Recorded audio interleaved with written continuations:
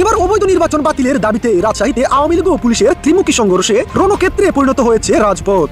দর্শক, হঠাৎ করেই রাজপথ গরম হয়ে উঠেছে শেখ হাসিনার ভাষণকে কেন্দ্র করে। সেই ভাষণের প্রেক্ষিতে নির্বাচন বর্জন করে সারা দেশে 12 তারিখ গ্রেপ্তার করা হবে তারেক রহমানকে। আর সব প্রক্রিয়া খুব সুন্দরভাবে সফল করার লোক এরই মধ্যে তারা মাঠে নামিয়ে গেছে। বিশ্বস্ত সূত্রের মাধ্যমে কিছু গুরুত্বপূর্ণ তথ্য আমি হাতে আসছে। আগামী 12 তারিখে নির্বাচন না, এই নির্বাচনে আগামীবারতে হবে গৃহযুদ্ধের সূচনা, এবং সেই সূচনার উদ্বোধন করবে ডেভিল ইউনুস। নির্বাচন হোক বা না হোক, আওয়ামী লীগ ফিরে আসছে। গ্রেফতার কিংবা মব সবকিছু মোকাবেলা করেই দেশে ফেরার ঘোষণা দিচ্ছেন। মাত্র 17 মাসের ব্যবধানে এবং তারা অনেকখানি নির্বাচনের আগেই সফল হয়ে গেছে। কিভাবে নির্বাচন হোক বা না হোক, আওয়ামী লীগের প্রত্যাবর্তনের প্রক্রিয়া শুরু হয়ে গেছে। আবারও বঙ্গভবন ঘিরে এক ধরনের চাপা উত্তেজনা। 12 তারিখে নির্বাচনের আগেই বিশেষ কোনো কিছুর রিহার্সেল সেখানে ঘটছে কিনা, তাদের সঙ্গে সেনা সদস্যদের সংঘর্ষ হয়েছে, এবং অকপটে রাষ্ট্রপতিও আন্তর্জাতিক গণমাধ্যমের কাছে তিনি দর্শক, বাংলাদেশে বিদ্যমান রাজনৈতিক প্রেক্ষাপট নিয়ে আরেকটি নতুন নিউজ নিয়ে আপনাদের সামনে হাজির হয়েছি। দর্শক, যার বিশেষ অংশ ইতিমধ্যেই আপনারা দেখেছেন, দেখে বুঝতে পেরেছেন ভিডিওটি কতটা গুরুত্বপূর্ণ হতে চলেছে।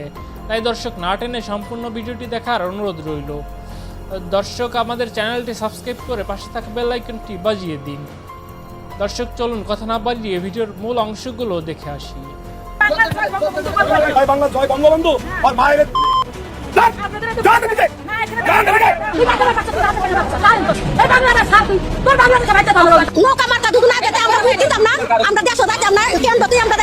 আওয়ামী লীগের মতো রাজনৈতিক দলকে যে কোনোভাবেই ঠেকিয়ে রাখা সম্ভব নয়, সেটা আবারও জোর দিয়ে বলেছে বিলেতের দৈনিক দ্য গার্ডিয়ান। 2024 সালের সন্ত্রাসী আক্রমণের মুখে প্রবাসে, বিশেষ করে ভারতে আশ্রয় নেওয়া আওয়ামী লীগ নেতাকর্মীদের নিয়ে এক প্রতিবেদনে পত্রিকাটি বলেছে যে নির্বাচন হোক বা না হোক, আওয়ামী লীগ ফিরে আসছে। শুধু গার্ডিয়ানের প্রতিবেদন নয়, প্রবাসে থাকা আওয়ামী লীগ নেতৃবৃন্দের সঙ্গে আলাপ করেও জানতে পেরেছি যে আওয়ামী লীগ নেতৃবৃন্দ দেশে ফেরার ব্যাপারে এবার দৃঢ় প্রতিজ্ঞ। গ্রেফতার কিংবা মব সবকিছু মোকাবেলা করেই দেশে ফেরার ঘোষণা দিচ্ছেন তারা। একটা বহুল প্রচারিত কথা হচ্ছে, রাজনীতিতে শেষ কথা বলে কিছু নেই। এই বহুল প্রচলিত প্রবাদ বাংলাদেশের প্রেক্ষাপটে হয়তো আবারও সত্যি হতে চলেছে। 2024 সালের আগস্ট মাসে এক প্রবল সন্ত্রাসের মধ্য দিয়ে যে দলটির দীর্ঘ 15 বছরের শাসনামলকে অবসান ঘটানো হয়েছিল, মনে করা হয়েছিল, এবং বাংলাদেশের একদম শিশু থেকে বুড়ো বুদ্ধিজীবীরা পর্যন্ত বলা শুরু করেছিলেন যে আওয়ামী লীগকে ইতিহাসের আস্থা করে ফেলে দেওয়া হয়েছে, আওয়ামী লীগ আর ফিরে আসবে না। কিন্তু মাত্র 17 মাসের ব্যবধানে লন্ডনের প্রভাবশালী সংবাদ মাধ্যম দ্য গার্ডিয়ান যে চিত্র তুলে ধরেছে, তা কেবল একটি রাজনৈতিক সংবাদ নয়,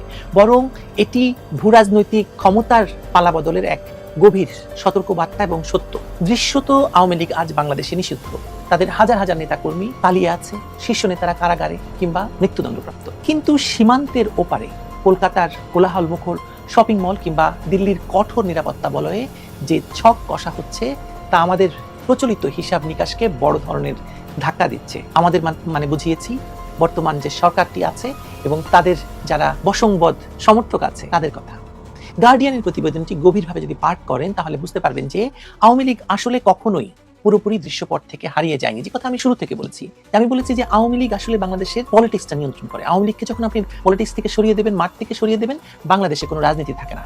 বাংলাদেশে যখনই আপনি রাজনীতি করবেন, যে কোনো রাজনীতি হোক, 71, স্বাধীনতা, মুক্তিযুদ্ধ, উন্নয়ন, আপনি যে কোনো কিছুর কথা বলেন না কেন, আপনাকে আওয়ামী লীগের কথা বলতে হবে। সুতরাং আওয়ামী লীগ দৃশ্যপট থেকে যে হারায়নি, সে কথা গার্ডিয়ান বলছে। শুধু তাই বলছে না, বলছে যে তারা কেবল স্থান পরিবর্তন করেছে এবং অপেক্ষা করছে প্রতিপক্ষের ভুলের জন্য, এবং প্রতিপক্ষের ভুলের পাহাড় তো জমে গেছে। আসছে সে কথায়। আওয়ামী লীগ কেন মনে করছে যে তারা ফিরতে পারবে? এর কয়েকটি কারণ আছে। প্রথমত, তাদের রয়েছে সাংগঠনিক অভিজ্ঞতা আর রাজনৈতিক দক্ষতা। দেশের ভেতরে তাদের গোপন নেটওয়ার্ক এখনো সক্রিয়। যদিও অনেক নেতাকর্মী আত্মগোপনে আছেন বা দেশ ছেড়েছেন, তবু একটি মূল কাঠামো তো রয়েই গেছে।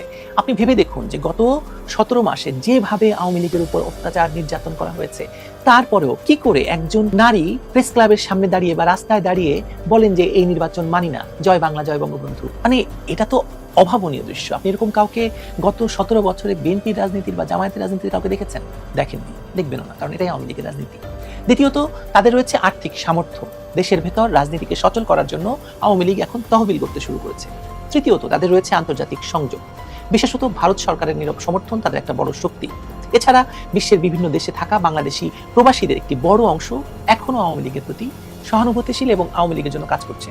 চতুর্থত এবং সবচেয়ে গুরুত্বপূর্ণ হচ্ছে তাদের রয়েছে মুক্তিযুদ্ধের নৈতিক অবস্থান, যেটি বাংলাদেশের আর কোনো রাজনৈতিক দলের নেই। বাংলাদেশের রাজনীতিতে মুক্তিযুদ্ধ এবং স্বাধীনতা, বঙ্গবন্ধু এখনো একটি শক্তিশালী ইস্যু। যতই বিতর্ক থাকুক, আওয়ামী লীগ মুক্তিযুদ্ধের পক্ষের শক্তি হিসাবে নিজেদেরকে পরিচয় দিতে পারে এবং সেটি কেউ অগ্রাহ্য করতে পারবে না। আর বিএনপিকে মানুষ ভাবে সুবিধা অনুযায়ী মুক্তিযুদ্ধকে কখনো ধরে কখনো ছাড়ে, কারণ বিগত 17 মাসে মুক্তিযোদ্ধা মানে অবমাননাকর যেসব ঘটনা ঘটেছে, কোনো ঘটনায় বিএনপি একটি কথাও বলেনি।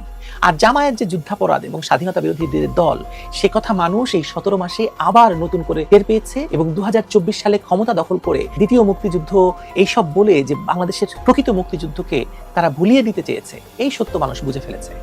আর ইউনূস সরকারের দুর্বলতাগুলো আওয়ামী লীগের পক্ষে গেছে। গত 17 মাসে এই সরকার যে প্রত্যাশা জাগিয়েছিল প্রথমেই, তা পুরোপুরি পূরণ করতে পারেনি এবং তাদের বন্ধুরাই বলছে যে এই সরকার সর্বৈবভাবে ব্যর্থ। টিআইবির রিপোর্টগুলো দেখুন, দুর্নীতি থেকে শুরু করে কি দিয়ে বোঝাবেন যে এই সরকার ব্যর্থ? আপনি যেখানে হাত দেবেন সেখানেই ব্যর্থতা। আইন শৃঙ্খলা পরিস্থিতি স্থিতিশীল হয়নি, দুর্নীতি বন্ধ হয়নি, অর্থনীতির কোনো উল্লেখযোগ্য উন্নতি হয়নি। উপরন্তু মানবাধিকার, সংবাদ মাধ্যমের স্বাধীনতা, সংখ্যালঘু সুরক্ষার মতো বিষয় মানে একেবারে ভয়ঙ্কর অবস্থা হয়ে দাঁড়িয়েছে। সারা পৃথিবী থেকে ইউনূসের বন্ধুরা পর্যন্ত তার প্রতিবাদ জানাচ্ছে। সরকারের এই দুরবস্থা আওয়ামী লীগের প্রচারণার জন্য উপকরণ হিসেবে কাজ করছে। কিন্তু ফিরে আসার রাস্তাটা কি তাহলে? মানে ভোটের মাধ্যমে ফিরে আসছে? ভোটে তো মানে নাই আওয়ামী লীগ। দলটির ভেতরের কথা এবং প্রকাশ্য ক্যাম্পেইন বলছে যে তারা আপাতত ব্যালট নয়, বরং ব্যালট পরবর্তী অস্থিরতা বাজি ধরছে। অর্থাৎ নির্বাচনকে অনৈতিক, একপাক্ষিক প্রমাণ করা, অগ্রহণযোগ্য প্রমাণ করা, অংশগ্রহণমূলক হয়নি বলে সারা পৃথিবীতে মানে ছড়িয়ে দেওয়া এবং অংশগ্রহণ না করে ফলাফলের বৈধতা প্রশ্নে ঝড় তোলা। সেই ভাঙাচোরা বৈধতার উপর দাঁড়িয়ে এক ধরনের রাজনৈতিক দর কষাকষির জায়গা তৈরি করার চেষ্টা করছে দলটি এবং তারা অনেকখানি নির্বাচনের আগেই সফল হয়ে গেছে। কিভাবে সফল হয়েছে সেটা বলবো কোন এক সময়, এখনো সময় আসেনি। এই কৌশল ঝুঁকিপূর্ণ, কিন্তু উদ্দেশ্যটা পরিষ্কার।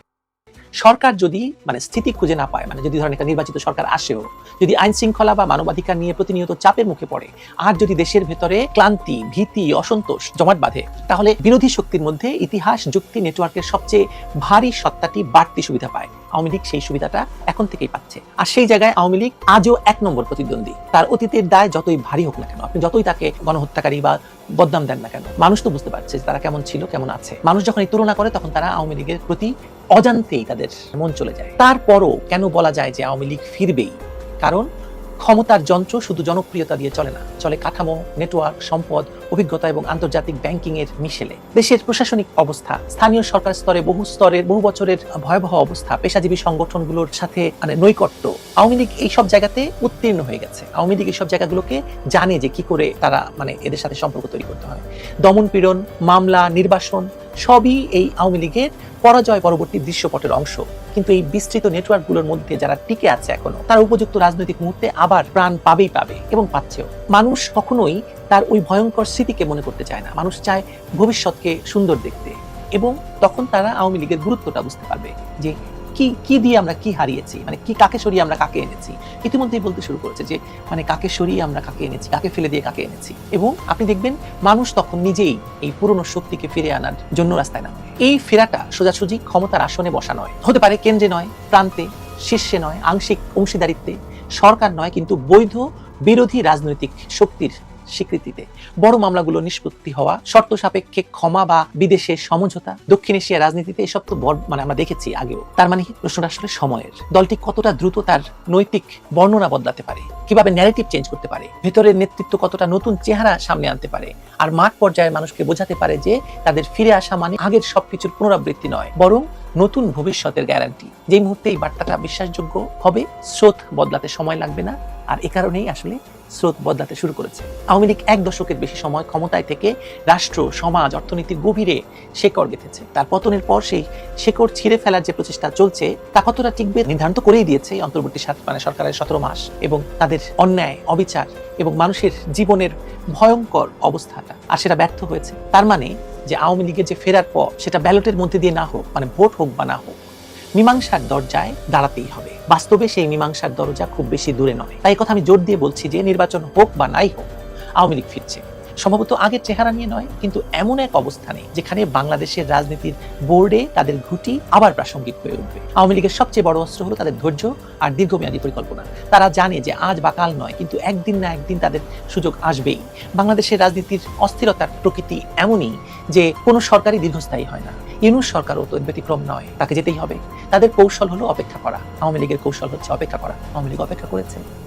অপেক্ষা করা ইউনূসের সরকারের ব্যর্থতা, এবং যদি নির্বাচন হয় পরবর্তী সরকারের অস্থিরতা, অর্থনৈতিক সংকট, রাজনৈতিক অস্থিরতা, আর এসবই সুযোগ করে দেবে আওয়ামী লীগকে একমাত্র বিকল্প হিসাবে জনগণের সামনে প্রমাণ করার, উপস্থাপন করার। তখন হয়তো মানুষ আবার তাদের অতীতের ভুলগুলো ভুলে যাবে, আবার তাদের উপর ভরসা করবে। এই পরিকল্পনা সফল হবে কিনা তা সময় বলে দেবে, এবং আমার মনে হয় সময় বলছে, আপনারা টের পাচ্ছেন। তবে একটি বিষয় নিশ্চিত, আওয়ামী লীগ মরে যায়নি। তারা ধীরে ধীরে নীরবে নিজেদের শক্তি পুনর্গঠন করেছে, আর বাংলাদেশের রাজনৈতিক অস্থিরতার সুবিধাগুলো তাদেরকে ফিরে আসার পথ করে দিচ্ছে। নির্বাচন হোক বা না হোক, আওয়ামী লীগের প্রত্যাবর্তনের প্রক্রিয়া শুরু হয়ে গেছে, এবং আপনারাও দেখতে পাবেন যে কোনো দিন চট করে ঢুকে পড়েছে আওয়ামী লীগ। জামাত ক্ষমতায় গেছে, এটা বিএনপির মাইনে নিতে হবে। যদি মাইনে না নেয়, তাহলে আগামী 12 তারিখ গ্রেপ্তার করা হবে তারেক রহমানকে। আর সব প্রক্রিয়া খুব সুন্দরভাবে সফল করার লোক এরই মধ্যে 40 জন জেলা প্রশাসক মানে ডিসি আর 23 জন পুলিশ সুপার মানে এসপি তারা মাঠে নামে গেছে। মোটা অঙ্কের অর্থও পাইছে। বিশ্বস্ত সূত্রের মাধ্যমে কিছু গুরুত্বপূর্ণ তথ্য আমি হাতে আসছে, আপনাদের মাঝে সুন্দর করে পেশ করতেছি, একটু মনোযোগ করে সহকারে শুনবেন। অভিযোগ করা হচ্ছে যে জামাত ইসলামের সীমান্তবর্তী বা ঝুলন্ত মার্জিনাল সুইং আসন রয়েছে এমন জেলাগুলোর 40 জন জেলা প্রশাসক ডিসি এবং 24 জন পুলিশ সুপার মানে এসপি কে বিপুল অঙ্কের ঘুষ দিয়েছে। ধারণা করা হচ্ছে অন্তত 43টি আসনে ফলাফল যে কোনো দিকে যেতে পারে, এবং সেসব আসনকে লক্ষ্য করে জামাত কাজ করছে। দলটি আরো কিছু কৌশল অবলম্বন করছে, যেমন নারী ভোটারদের ভোটার আইডি কার্ড সংগ্রহ করা, যা পরে ব্যাপক হারে ভুয়া ভোট দেওয়ার কাজে ব্যবহার করা যেতে পারে। জামাত আরো অভিযোগ অনুযায়ী এমন সব এলাকা থেকে ভোটার স্থানান্তরের ব্যবস্থা করেছে যেখানে তাদের সমর্থন সীমিত বা নগণ্য, এবং সেসব আসনে পাঠাচ্ছে যেগুলোতে তারা শক্তি বাড়াতে বা বিএনপির উপর সামান্য হলেও এগিয়ে যেতে চায়। এছাড়া পরিকল্পনা রয়েছে যে ভোট গ্রহণ শুরুর সঙ্গে সঙ্গেই ভোরে বিপুল সংখ্যায় ভোট কেন্দ্রের লাইনে দাঁড়িয়ে দেরি সৃষ্টি করা হবে, যাতে বিএনপি সমর্থকরা ভোট দিতে না পারেন। এরপর বিএনপি সমর্থিত এলাকায় ভোটদানে বাধা দিতে ব্যাপক সহিংসতা চালানো হতে পারে। আরও অভিযোগ রয়েছে যে জামাত স্কুল ব্যবস্থাপনা কমিটিগুলোতে অনুপ্রবেশ করছে, কারণ সেসব স্কুলে ভোট কেন্দ্র স্থাপন করা হয় সেগুলো এসব কমিটির নিয়ন্ত্রণে থাকে। এর ফলে তারা ওই স্কুল থেকে নিয়োজিত প্রিজাইডিং অফিসার ও অন্যান্য পোলিং এজেন্টদের মাধ্যমে ভোট প্রক্রিয়া প্রভাবিত করতে পারে। একটু খেয়াল করে শুনেন। স্বাধীনতা বিরোধী এই দলের প্রচারাভিযান অত্যন্ত শৃঙ্খলাবদ্ধ, সংগঠিত এবং অর্থায়নে সমৃদ্ধ। আরো ধারণা করা হচ্ছে যে প্রায় 30%, ধারণা মতে এটাই, যেহেতু বিশ্বস্ত সূত্রের মাধ্যমে, যেটি 30% সেনা কর্মকর্তা ও সদস্য জামাতের সঙ্গে সংযুক্ত, এবং যশোর ও রংপুর ডিভিশনের জিওসি জনগণের, বুঝলেন, দুইটা ক্যান্টনমেন্টে জিওসি জনগণকে জামাতের পক্ষে ভোট দিতে বলা হচ্ছে। এছাড়া সেনাবাহিনী খুলনার, বুঝলেন, কিন্তু খুলনার ক্যান্টনমেন্টের সেনাবাহিনী মানে সেনা সদস্যরা, কিছু সেনা সদস্যরা খুলনার হিন্দু গ্রামগুলোতে গিয়ে তাদেরকে নির্যাতন চালিয়েছে বলে অভিযোগ উঠেছে এবং অভিযোগ পাওয়া গেছে। এর মধ্যে আপনারা জানেন যে বিএনপি নির্বাচনী প্রচারণার দায়িত্বে চেয়ারম্যান তিনি রয়েছেন এই যে নজরুল ইসলাম খান, এক পা মাটিতে এক পা কবরে, জানেন ডাইনে কি হয়, বামে মানে একদিকে বলে আর একদিকে ফিরে, আর একজন রুহুল কবির রিজভী, যার একটা বিচি নেই। সুতরাং এই বিচিহীন ব্যক্তিদের নির্বাচনী পরিচালনা করবে। অন্যদিকে আপনারা জানেন যে আগামী এই তাদের নিজস্ব একটা মিলিশিয়া বাহিনী সশস্ত্র আসিফ মাহমুদ সজীব ভুইয়া 12,000-এর একটি জঙ্গিদের সুসংগঠিত একটি জঙ্গি বাহিনী তাদের মাঠে পুলিশ সেনাবাহিনীর পোশাক করে তারা কাজ করবে। অন্যদিকে আজকে দেখছেন যে স্বরাষ্ট্র উপদেষ্টা খয়ের খা স্বরাষ্ট্র উপদেষ্টা তিনি বলছেন যে তাদের 5 লক্ষ সেনা আনসার বাহিনী, 2 লক্ষ পুলিশ বাহিনী, 1 লক্ষ সেনাবাহিনী, 5,000 বিমান বাহিনী, এগুলো সব মাঠে থাকবে।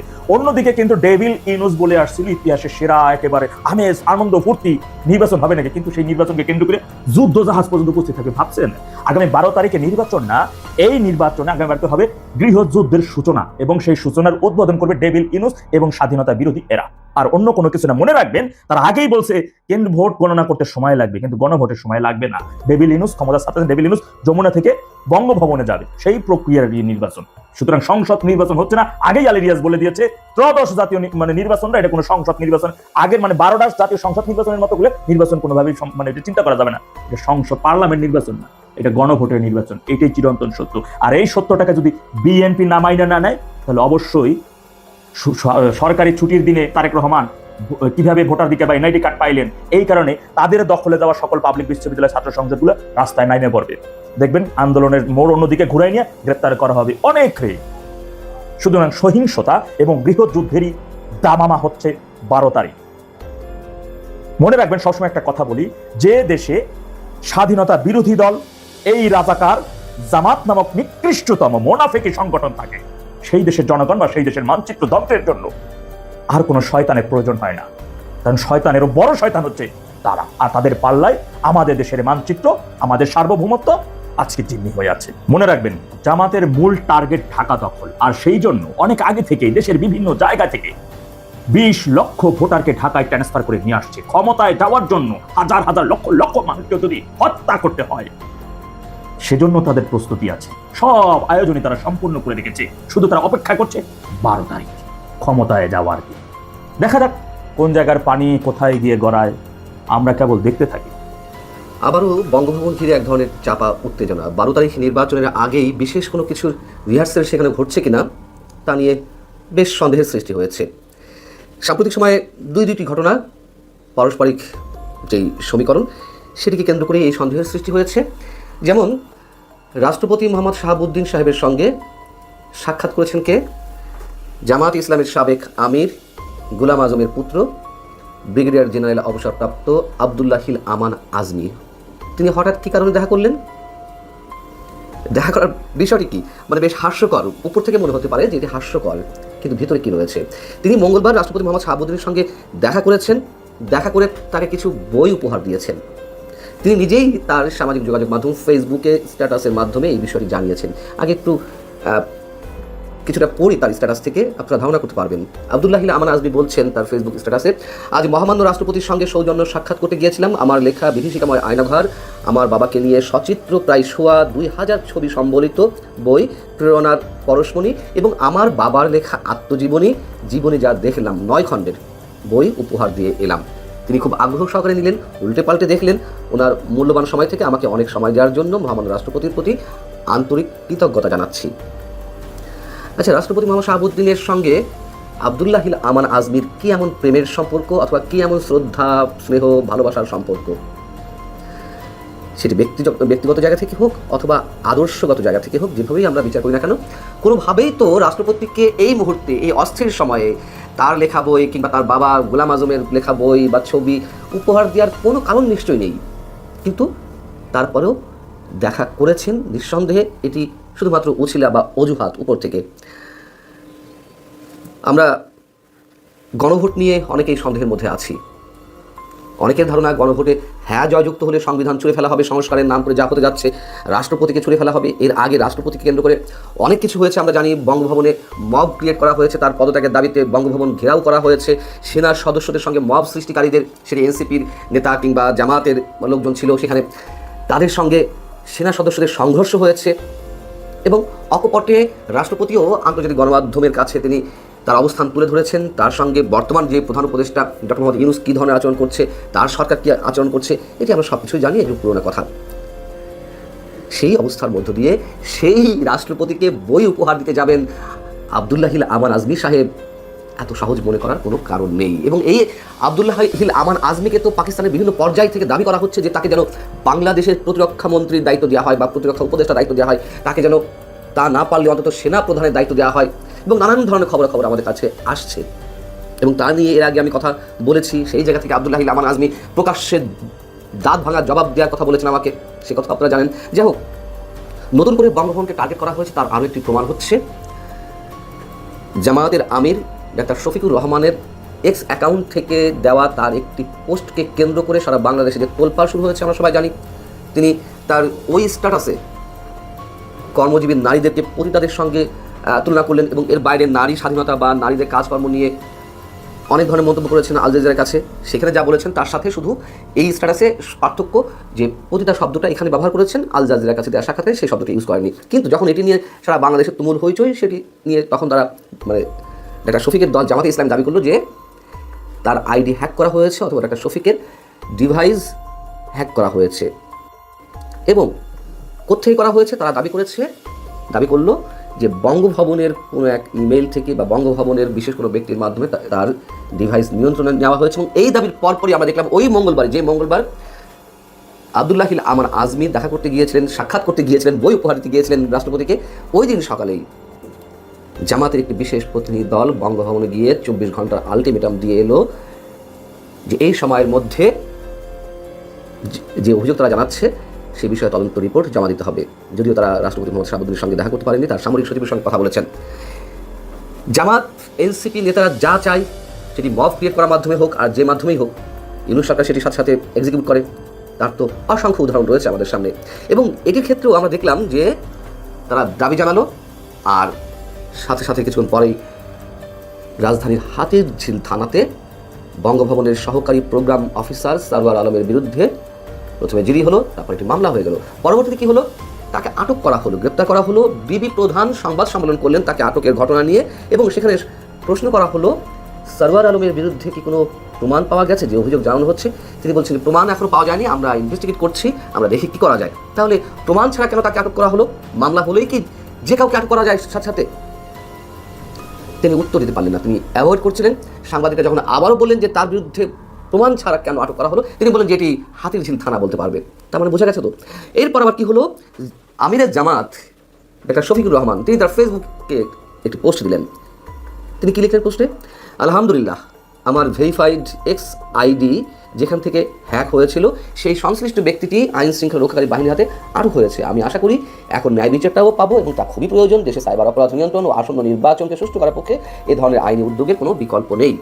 তিনি কি সুন্দর একটা স্ট্যাটাস দিয়ে দিলেন, কোনো ধরনের প্রমাণ নেই। জামাত কি প্রমাণ পেয়েছে সেটি আমাদের সামনে উপস্থাপন করেছে, যে কি তারা প্রমাণ পেয়েছে, যে যার ভিত্তিতে তারা অভিযোগ করছে যে সারওয়ার আলমের ইমেল আইডি থেকে এটি হ্যাক করা হয়েছে, বা এখান থেকে ভুয়া পোস্ট দেওয়া হয়েছে ডাক্তার শফিকুর রহমানের বিরুদ্ধে, তার নামে। জামাত সাথে সাথে সেটিকে স্বাগত জানালো, এবং আমাদের অনেককেই যেভাবে সকল সন্ত্রাস বিরোধী আইনে মামলা দেওয়া হয়েছে, আটক করা হয়েছে, কারাগারে থাকতে হয়েছে, এই সারওয়ার আলমকেও নিশ্চয়ই এইভাবে কারাগারে থাকতে হবে। 12 তারিখের নির্বাচনে কী হয় আমরা এখনও নিশ্চিত নই। বঙ্গভবন যে আগে থেকেই টার্গেট করা হয়েছে, এই সব ঘটনাকে কেন্দ্র করেই বোঝা যাচ্ছে। এবং প্রথমে যেটি বলছিলাম যে রিহার্সাল শুরু হয়েছে, 12 তারিখ নির্বাচনের সঙ্গে সঙ্গে কী হতে পারে তার কোনো একটা কিছু। আশা করি না টেনে সম্পূর্ণ ভিডিওটি দেখেছেন, দেখে বুঝতে পেরেছেন কি হতে চলেছে। দর্শক, আপনাদের গুরুত্বপূর্ণ মন্তব্য কমেন্ট সেকশনে দিয়ে যাবেন। পাশাপাশি আমাদের চ্যানেলটি সাবস্ক্রাইব করে পাশে থাকা বেল আইকনটি বাজিয়ে দিন। এতক্ষণ হট নিউজ 24 এর পর্দায় চোখ রাখার জন্য আপনাকে ধন্যবাদ।